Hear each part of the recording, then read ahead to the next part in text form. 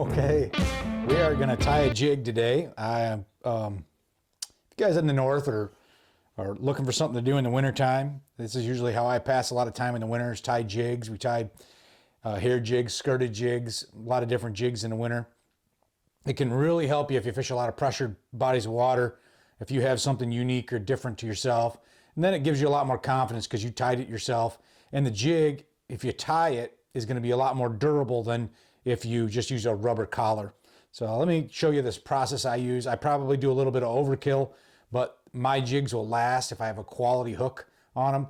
You know, 20, 25 fish if I really get into, you know, a bunch of fish, unless I break one off.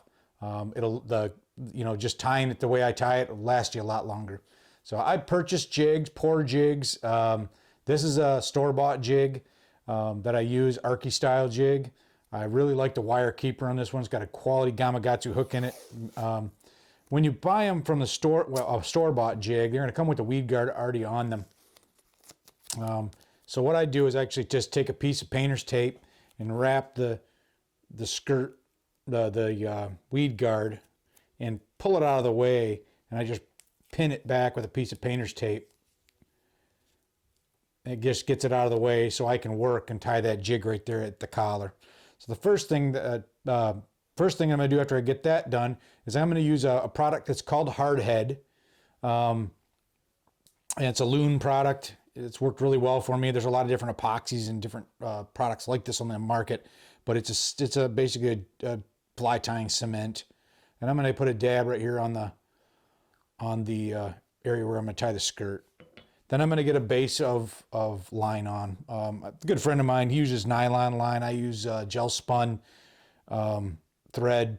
It doesn't really matter, 100, 200 size. It just basically getting a nice, this is a lot stronger thread as gel spun is than a nylon. So what I'm doing is I'm starting with my first wrap is I'm going over the jig head, and then I'm going to crisscross that first wrap that I did. So I'm pulling my line backwards, and I'm going to get a good base on here of line, you know, and that's just crisscrossed over and it's looped underneath. Hang that right there, my scissors, and trim that off. Good quality pair of scissors. Again, Loon, I'm like Loon products, they make good stuff. Okay, this jig that I'm going to tie is one of my, I tied it for the first time 2 or 3 years ago now. And in muddy water, it's a great jig. I learned from a friend of mine, if I layer the colors in the jig and I keep a back color, flank color, and a bottom color, it really helps the contrast of the jig in the water look more realistic. And so I started tying jigs that way. So the first thing I'm going to do is go to the belly of the jig, the bottom of the jig, and I'm going to tie just a solid black, which is a 034. And this is I'm going to tie a full pad, a 20 strand pad, and I'm going to grab that, put that up here, and I'm just going to give 2 wraps on there, and I'm going to kind of make sure that is flared out nice and evenly. I'm going to get it on there, 2 wraps. And if you're taking a rubber skirted, a rubber collared jig and you're putting it on there, even wire tying it, you just can't get the layering effect that you can get with tying your jigs. Pardon my piece of junk old vise, but it works.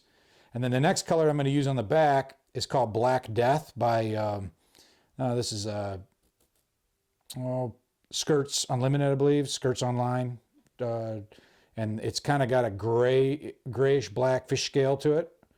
And that's what I'm going to use for the back of the jig. So I'm going to lay that over, make sure my colors are even, and I'm going to give it 2, 3 wraps to hold it in place. Again, I'm going to kind of pull it out. Now I've got a belly color and a back color. And then I want to give this jig a little bit of color. Traditionally, you would tie a normal black and blue, but this is kind of my, a lot of people are throwing black and blue, something I think a little bit different. And this is a 062, which is basically purple fish scale with blue fleck in it. And I really like the black light color. If black light's popular in the area, this jig's gonna catch them. I know I've fished the Saginaw River a lot. It's a really dirty river. We don't get much clear water in there. And this, a black with a blue and purple back, really is good. And then what I'll do at this point when I get there, and I can tie these considerably faster when I'm not talking my way through, is I'll take just a clothespin, pin that skirt up on the head, and pull this back, give me access to this base part of the jig, because once I really tighten this down, it'll make that jig flare a lot more than it will if you don't, if you're not tightening it down. So I'm going to give this a good 10, 15 wraps all the way down to where that pinch at the collar is. You can see that's starting to flare that jig, and all I'm doing is get just a few wraps in there. And now fold this over so it stays. And then I'm going to tie it off. So what I'm doing is going over the top, bobbing through the, pull it tight. I do this 3 wraps. It's just what I do. I know some guys do 2. I've never had any of mine fall apart and fail on me after I started tying 3 wraps. And then once I get to there, I'm going to take my scissors, come right up against the head, and trim that off. And then I always come back at the end with hard head again. Pull that back, and I'm going to go right here. I'm going to make sure every bit of those threads are covered with head cement. Okay. We'll drop the clothespin. Okay, now I'm going to go ahead and pull tape off. A lot of times the tape will stick on that weed guard, and I'll just take the scissors and run it up drop it off. Tape's cheap. And then I want to go ahead while I'm still on the vise, and I'm going to start trimming my tabs.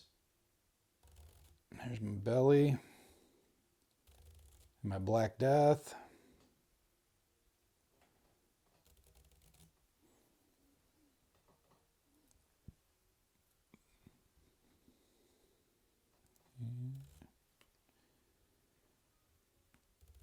And my purple. And that's it.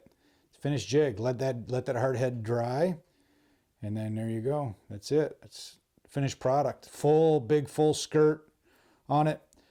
If I were to tie this jig to dock fish with or skip more, I would tie a thinner skirt. This is a full flipping jig, full size jig, and you can see the color of the purple stays on the back of the jig. The black's down here, and I got that purple and gray in the back. But that's tying a skirted jig.